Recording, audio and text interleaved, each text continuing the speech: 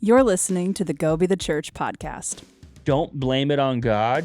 Don't say God told me to. Right. We want unity, but not uniformity. Date slow, but find someone who's fast. It's not a magic wand. It's a magnifying glass. Yeah.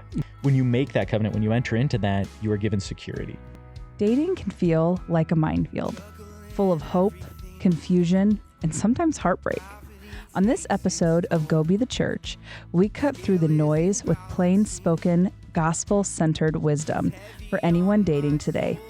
If you're wondering how to date well, not just for fun, but with marriage in mind, you're in the right place. Today, we'll unpack a simple truth. Date slow, but find someone who's fast. FAST stands for faith, accountability, stability, and being transformed into the image of Christ. We'll talk guardrails for physical and spiritual boundaries, why motivations matter, how friendship and attraction fit together, and how to end things with honesty and grace when needed. Stay with us. Practical, biblical, no-nonsense advice to help you pursue relationships that honor God and protect your heart. And we are back with another episode of Go Be the Church. Last time we talked about those who are experiencing singleness. This is kind of a continuation for some of those people. If they are finding themselves in a season of singleness, but they desire to be married, we wanted to talk a little bit more specifically about the dating relationship. That's a lot of, and there's a lot of cultural, traditional things that would happen over the course of the engagement, the marriage, ceremony, all that stuff. It's not like we have, it's unfortunate we don't have books of the Bible that say, here's how to date. We don't have examples in the Bible of how to date, how to pursue somebody that you like, and everything else. So I think we've both seen it done well in some ways. There are definitely people we can point to and examples that we'll bring up here. I think we've seen it done poorly in a lot of ways. So we'll dive into all of those things together. Sure. Hopefully we haven't lost everybody already. So what if somebody is a Christian, maybe they've gotten to the age where they're starting to think about maybe pursuing somebody in a dating relationship, or maybe this is just kind of coming up for them, all their friends are dating one another and everything else. To start off, like, what would we say dating is really for? Marriage. The end. Not just for fun? No, shouldn't be. Right. Can you, maybe elaborate on that a little bit for Dating for fun is a great recipe for pain. Yeah. That's about it. Yeah. Because you're going to either give part of yourself to another person, emotionally, anecdotally, physically, and it ends, and that just stings. That hurts regardless. Right. So dating should always be done, in my opinion, at least, with the intention for marriage. Definitely. We're not trying to, just harp on people's fun, but we're honestly trying to keep people from falling into some pretty painful areas. Like, and like you said, the understanding that you can be friends and you can have fun. You know what I mean? But like an actual, when it takes that step into like a dating relationship, there is always going to be that shift in your mindset, in your heart set, that connection is going to be formed no matter what you do. And if that connection isn't pursuing toward something greater, i.e. marriage, then I think, you're really setting yourself up for a lot of just unnecessary heartbreak, a lot of unnecessary pain. For sure. And oftentimes, I think it can often, if you're just dating for fun, have you seen it be where it's easier to start compromising in different ways and start, if you're just pursuing somebody just because you think they're attractive, oftentimes I think people do compromise their faith. They can compromise the other things that are more important because of that. I mean, have you seen that in some of the people who come into your office? Yeah, I mean, I think that's a pretty standard thing. And we have different layers today culturally of like, even like, oh, we're not dating, we're just hooking up. Right. We're not boyfriend and girlfriend. We're just talking, and everything has like coded language. Right. Whatever. Like, that's stupid. It's so like, why? I think that's Right, my question. Why? And the answer is probably because that's what everybody else is doing. It's a really, really, really, really stupid way to run your life. Right. Just by doing what culture does. Yeah, I mean, that's Seriously. literally like every nuance of the New Testament. Yeah. Like Paul is essentially writing to a church. Hey guys, first of all, grace and peace. Second of all, stop chasing after the way that the world does everything. By the way, Timothy says hi. Yeah. Or whatever, Yeah, you know, right. the end. The end. And so while the cultural circumstances are maybe different, it's the same thing today. Why? I think that's one of the, I just started asking, but why are you dating this person? It's a great question to ask. So ask yourself that question. If you are someone who's dating someone right now, ask yourself why. Yeah. And if the answers are carnal, cultural, pressure, like, because, well, you know, I guess just what you do. Right. It's a really, really bad set of like explanations. Right. I just don't want to be without somebody right now, you know, or whatever. Yeah, like, that's seriously. a big thing, right? I just can't be alone. Well, that says something dangerous. Right. Yeah. About your internal state. Right. Seriously. And, you know, for those who are listening to this after the conversation we just had about singleness, I mean, again, what this does is it shows, when you ask that question of like, why are you dating? Oftentimes it shows what your real like motivation is, what your real idol oftentimes can be. You know, if you are dating, again, just for pleasure, for fun, for culture, because everybody says it is, then it tells me like where those things are in your heart versus other things, because God does want us to pursue marriage. In a lot of cases, he created it. It's good. He wants it to be something that is good for us and allows us to flourish. But if you're trying to get all of the benefits of marriage without the covenant, then I think that's when people probably have the worst kind of go at things. And you know, this is both good, not just for people who might have the wrong motivations, check your heart, check the why, but also, you know, if you are pursuing for marriage, but then you start making some of those like little concessions here and there, recognize that nowhere in scripture does it provide any protections for people in dating. Yeah. Yeah. My thing is, I think this episode should just be lots of practicals. I think we could talk ethereally, like, should you, shouldn't you, Yeah.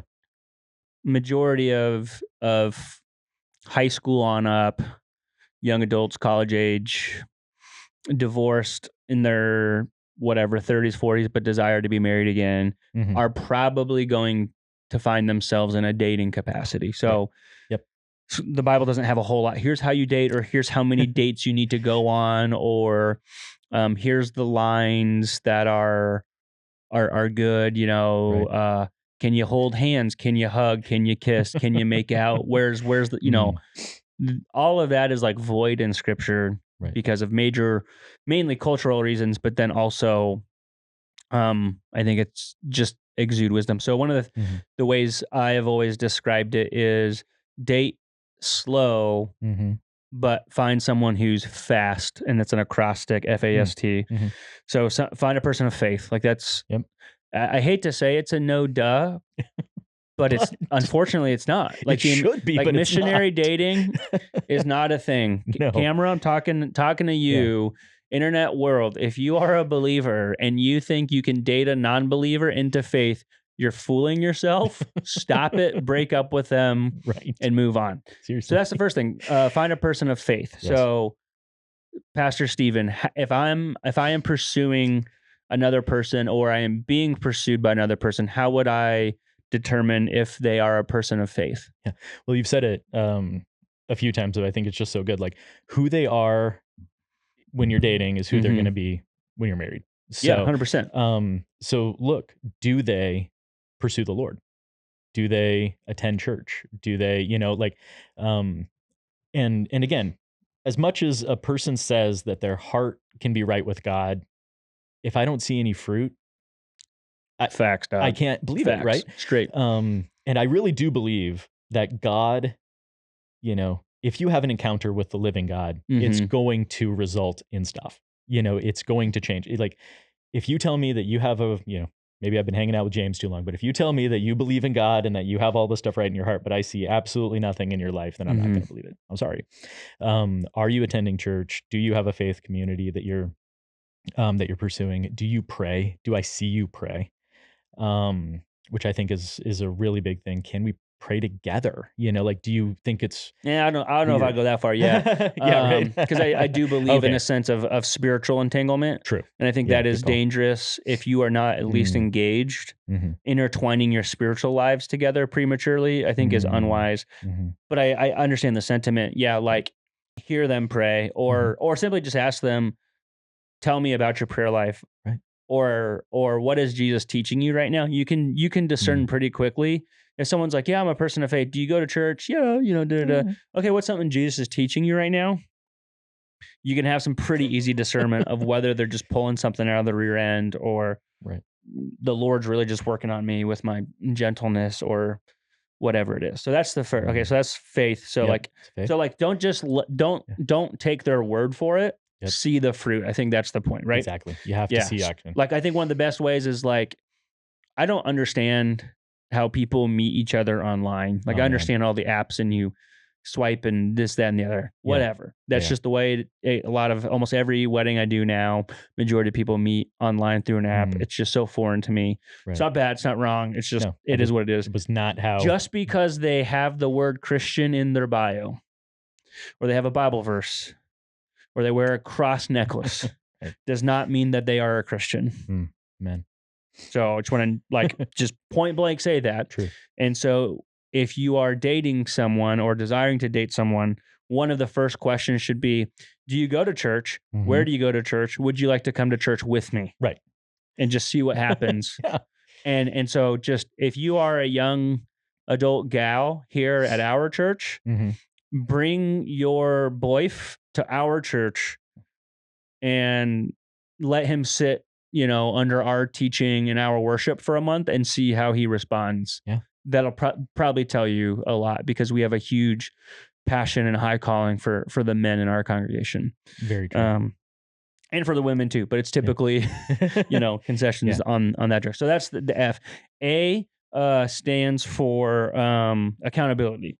So what is the accountability that you're going to maintain in this relationship? So Pastor Stephen, how would what is the type of accountability that is probably wise and practical in a dating relationship? So are you talking spiritual accountability, physical accountability, all of it? Yes.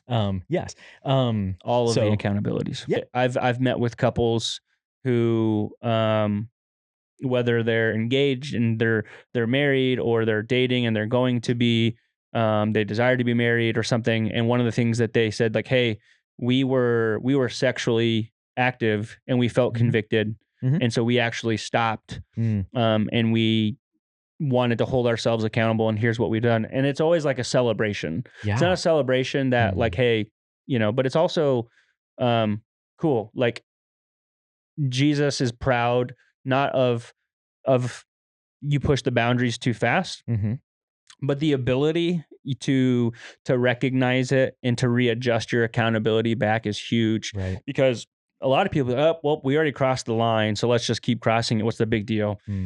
So I think that's so that's the second thing is like accountability. Yeah, I like that. What are your guardrails? Yep.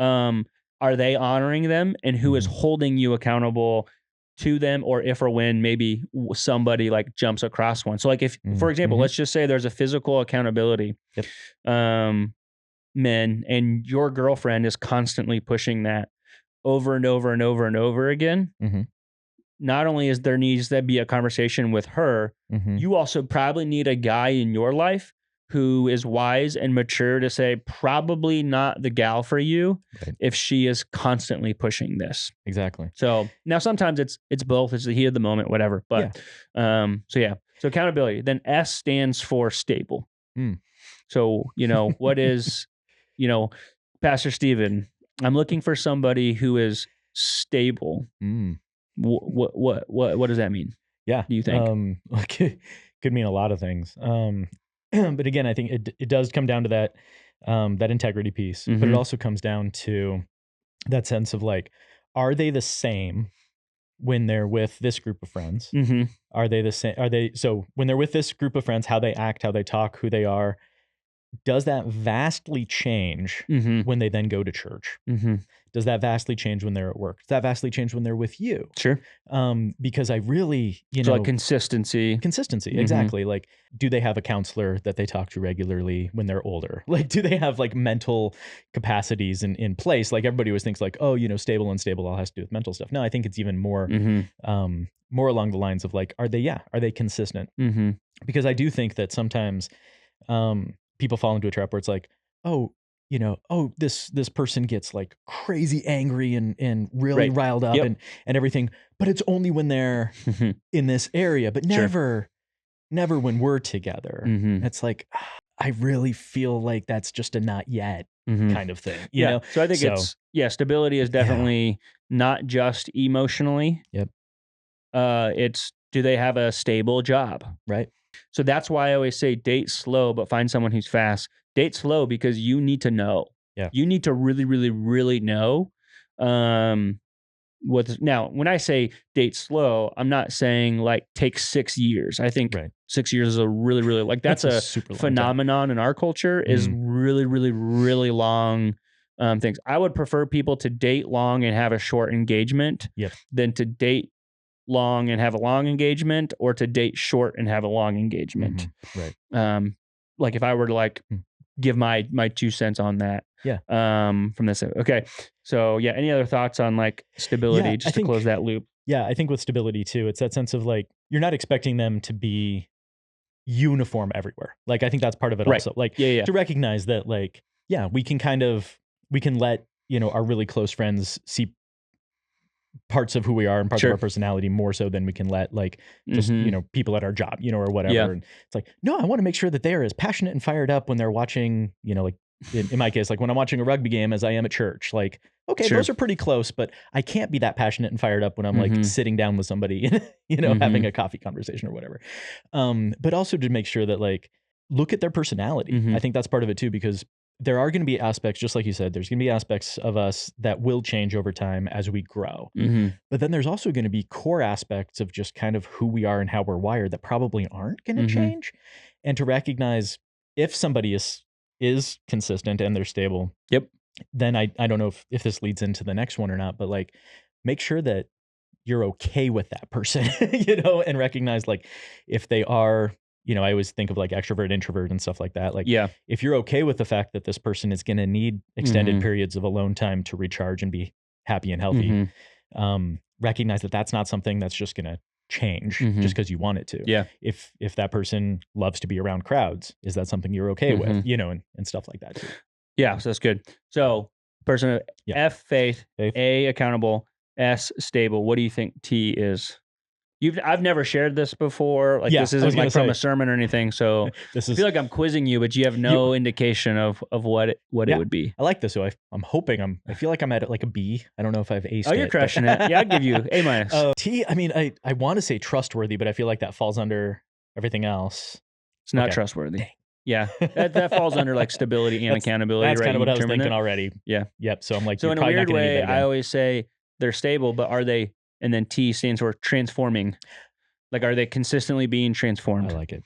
Especially for the better into the image and likeness of Jesus, then that probably means they're not going to all of a sudden become that man or woman of God you desire them to be. Right.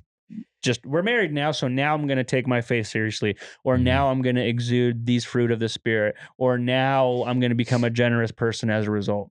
If they're not already exhibiting those attributes, or you have proof that they are being transformed, then it probably is an indication they're selfish, they're egotistical. They see a relationship as you need to meet what they want, they desire, their needs. I told you I loved you. This is who I am. You love me for me. Like that's some of like the most garbage truth, quote unquote, out there is, well, you just need to love me for me. Jesus loved you for you, and then put his spirit inside of you to make you a new creation. Right. AKA a new creation. Yeah. Like not for you to just continue to be you, Right. but for you to be transformed. Exactly. To recognize that like there are going to be parts of, again, like your personality and some of these other things are probably not going to change, but like, oh, you just need to take every one of my faults and just love them and be okay with them. Yeah. No. There's a little truth to that. Not all your faults, but Right. So I think there's that facade that as soon as we get married, they will just magically become the person that I desire them to be. And that's not the case. It's not. As much as we want it to be. And I think as much as other people want it to be, marriage is not the magical thing that all of a sudden makes you perfectly sanctified. It's not a magic wand. It's a magnifying glass. Yeah. That's what I say all the time. Yep. It's only going to exhibit more clearly the faults you both have. Yep. Not just the one side, but that you both have. Yeah. So those are great. I think you'll need to make sure to either if you have them like written down or whatever, I'll put them in the comments underneath the just so that date people have slow, them. but find someone who's fast. FAST. FAST, person of faith, accountability in the relationship, someone who is stable in the things that matter and is constantly being transformed or is transforming into the image and likeness of Christ. That's so good. As you're finding somebody who's like that, do you think being friends as well is important? What do you mean by that? Like the idea of, I think sometimes people, at least maybe this was a lot of people that I recognized and hung out with, kind of separate where it's like dating is just, is like its own thing. And I'm kind of trying to like word this well in my mind, but like it's something different than friendship. Yeah. And I feel like they miss out on the fact that like so much of marriage is just like enjoying the other person's company versus, so like, I think what you have just said is awesome for that. Like, let's, these are some non-negotiables for sure. Yeah, for sure. But then I think once you find somebody who maybe ticks some of those and you're starting to see that, not like, some, all of them, sorry. Yeah. Who ticks them well. And, so much of dating, I think, is this understanding of like, find ways to build a friendship, find ways to have fun with 100%. Each other. I used to think differently on this, and my heart and mind has changed over time. I used to get really, really bothered when someone would say, oh, my husband or my wife is my best friend. They used to really, really bother me. Because I thought, sometimes it felt like you're just isolating, like you need hopefully more than just that person. Right. And there's a layer of like, my boys, you know, are not my wife, and there's layers of interaction that's just different. I don't treat my wife like a male friend right. type of thing. Yeah. However, where my mind and heart has adjusted is the important factor of friendship, companionship in a marriage. We'll talk probably more about that in our next episode. So yeah, I think there needs to be one of two things, one for sure thing, and then it's kind of like, I would say like a split thing on that. So number, you have to enjoy being around each other, right? I used to be like, don't ever do everything together. I would probably personally, I couldn't do that. I don't think my wife could do that. Right. However, there needs to be a layer of enjoying things together, right? Too, so that you don't want your future spouse to just be the person who you built a home together, but not a life together. Right. That's a great line. Because I think some people have found themselves maybe, and again, we can talk about this in the marriage conversation, but 5 years in, they start looking around and they realize, we've built a home and we have a family, but we've got a house, we pay our bills, we've got kids. Right. But we live functionally separated. Yeah. Emotionally, spiritually, interpersonally, and that's not good. Right. So there has to be, I think to your question, a layer of like friendship does set a good foundation that should be there to some capacity. Now that doesn't mean every second not at work or whatever is spent together regardless. Right. That doesn't mean you both have to share all of the same hobbies. Like, I don't know if your wife is out in the garage with a gas mask on making hot sauce with you or whatever. No, that's actually why I'm in the garage with the gas mask on, is because she is inside. But it's also, there has to be shared life. Right. Not just the logistics of a common law marriage thing. Yeah, and like you said, I think that's one of the ways I think we're at an advantage in kind of our modern dating to marriage culture, is that you have an opportunity to find somebody who you are compatible with, who enjoy the same things. But again, like, we want unity, but not uniformity. Yeah, that's good. That idea that, like, my wife enjoys watching a rugby game with me, but she does not enjoy watching. She pretends to enjoy all of watching. them. She has learned to enjoy. She has learned to enjoy it. Yeah, 100%. In the same way that, like, I have learned, my wife, just for example, like, my wife's an avid reader. She reads a ton. And writer. Yeah, and writer. Yep. And I have joined in that with her. And praise God, she does never want me to read as many books as she does. Yeah. However, I have joined in her in that, to where we have time together where we're sitting on the couch and we're reading. Yeah, that's good. I think that, that willingness to engage in those things, to not say that, like, oh, you always need to do these things, but the joy that comes from joining one another in something that they really enjoy really does, I think it can strengthen some of that unity together.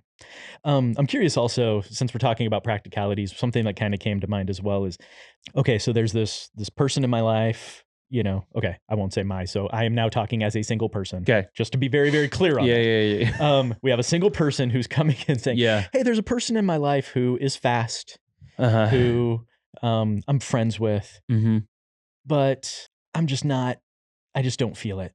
I'm just not physically attracted. There's no attraction there. Is that valid? Is that something that we can acknowledge for people? Yeah. Yeah. I would caveat that. Okay. Saying physical attraction is real. It's not the only thing. Right. And it should never supersede the other things. So in the same way, physical attraction and compatibility should never supersede the fast things. Right. I like that. They're important. They're attributes. I think that's where we get a lot of danger of, like, yeah, they're not a person of faith, but man, they're attractive. Or we have different views on spirituality. I'm spiritual, they're not, but man, we have all of these similar interests. Right. Wrong. You'd be friends with them. Yeah, for sure. 100%. Exactly. But should not pursue them in a dating relationship. I think there is a question of, when it comes to physical attraction, it's a thing. Don't make it the thing. And also ask yourself, do you have like physical attraction standards that are like unreasonable? Like, is there something in your life that you expect your future husband or wife to look a certain way? And where does that come from? Right. Like, we just, First Timothy talks about, in an encouragement to the women in the church in ancient Ephesus, hey, don't worry about your physical appearance, because good works are more beautiful than good looks for a woman of God. And I would say, hopefully the same would apply to men in that instance. So is it a thing? Yes. Is it the only thing? No. Should it be the most important thing? No. But you do need to be physically attracted to your spouse, your future spouse, I should say. Right. Agreed. And and with the recognition, both. Yeah, you should be physically attracted to your future spouse so that you can be attracted to your spouse when you're married. Right. And just with, and you said too, exactly, like, make sure, check your standards, make sure they aren't unreasonable. And also to recognize too, that, like, we all get older. We all change, like, seriously, like, we change. And as hard as a person can work out and do all the things well into their 60s, 70s, they're not going to look the way they did when they were in their 30s or or 20s. So, well, I think especially as men in a hypersexualized culture, if your expectations for a woman physically are more in tune with what culture or pornography dictates, or social media or whatever it is, that's a really, really, that's dangerous and slippery for a variety of reasons. Number one, most of that's, if not all of it, is very unrealistic. Number two, it's just, I'll just call it, it's rare to some degree. Like, number three is it's, you mentioned this sustainability aspect of that. Number four, it's not fair. It's just not fair. And then I would add number five, like, that's not good, because that probably means the main reason you want to date that person is because of the physical attraction. And shows your priorities are out of line. Exactly. Mm-hmm. Exactly. So is it a thing? Yes. Is it the most important thing? By no means. But should it be there? Yes. Yeah. I think that's just some really good wisdom for people as they're dating. Because I do know some people, they're like, okay, so, physical attraction isn't important. I should just find somebody who ticks all those boxes and then just be okay with it. It's like, no. I mean, how many times, though, have you ever heard of a guy out kicking his coverage? You know? Right. But it's very rarely the reverse. Right. So why is that? What does that say about just stereotypically men and women? Is women tend to look at what's the nature of the character, care about that. Men oftentimes, again, stereotypically, and even talking just not from a faith-based perspective, a cultural perspective, right, tend to make that the number one thing. And it's like, that just kind of makes you a sleazebag, bro. Right. Seriously. And ironically, sometimes the more physically attractive people value the attributes of the heart to a greater degree. Yeah. Yeah. All right. Let's say we did everything right. We found somebody who was fast. There was the compatibility, the friendship there, the attractions there, but then something comes along or whatever, and the relationship ends. Okay. And we break up. What are some, or you're noticing that there are some things in there that maybe there are some non-negotiables that you decided beforehand that are just not coming to fruition. Like, so whatever those reasons are, maybe we can talk about what would be some other good reasons for breaking up. And then also, how do you handle a breakup? Yeah, I want to hit these quick, for sure. But as soon as someone breaks one of those non-negotiables, end it. Yeah. The sooner you end it, the better. Because there'll be less intertwinement of your friendship, emotions, physical stuff. So that's the first thing. Like, all right, well, we'll just, see if this changes in 3, 4, 5, 6 months. Right. Wrong. That doesn't mean you can't come back around to that person and say, hey, there's that. You're not what I'm looking for. Here's why. If you want to be honest, you don't have to be. Right. But if that changes and you notice them and, the attraction or the desire is still there. I think that's something to say too, is you can be attracted to somebody or desire to date somebody and not have to actually try and date them. Like, I'm just going to throw that out there. Yeah, that's a good just because it's like they're a dateable prospect does not mean you need to chase after them and make them a dateable prospect. Right. Like, there's have some self-control and wisdom in that. So you get into a relationship, the relationship doesn't work. Whether it's a non-negotiable or, we both just kind of get the sense this isn't going to be a thing. We're calling it quits. I would say don't be vague. Yep. Like, that's something you see all the time. Be be as specific as possible. Be charitable. Don't just but don't do the stupid, like, oh no, it's not you, it's me. It could be. Yeah. But it could also be them. They may need to know something and grow in that, because if you don't be honest, don't be a butthead about it though. Like, don't tell them like, here's all these 30 things and I think you're hand them a list. Here's all the things that are wrong. So I would say handle it quickly, handle it specifically, and handle it graciously, knowing that especially if they don't see it coming, that it could be, it's going to sting. Right. So don't beat around the bush. Don't keep it vague, but also be kind and gracious in this of, like, hey, it's not working out. Like, you didn't do something. You didn't make me angry. If those are the reasons, right. I'm just being honest. I'm just not feeling this anymore or whatever. Don't blame it on God. Don't say God told me to. Right. If he didn't tell you to, like, don't pull him into this. Especially like literally, don't throw him under the bus. Don't throw him. No, I mean, there's probably people who are like, yeah, God told me that we need to break up. Like, did he? If he did, then good. If he didn't, don't say that. Right. Don't. Like, if you just want out of the relationship that you got into it, just say, I think I'm out. Right. I'm on it. I'm just gonna be honest. Don't want to date you anymore. Yeah. Why? Don't want to. And if you're both pursuing the Lord together, if you're both being transformed and God is making it clear, he's going to make it clear to both of you. Like, I've seen that happen where, could be. Yeah. There are times when God is like, nope, this isn't. Yeah. And it's clear. Yeah. I like that. I think this is something that we keep touching on, but I'm just going to just say honesty Yeah. is 100% your best play. Right.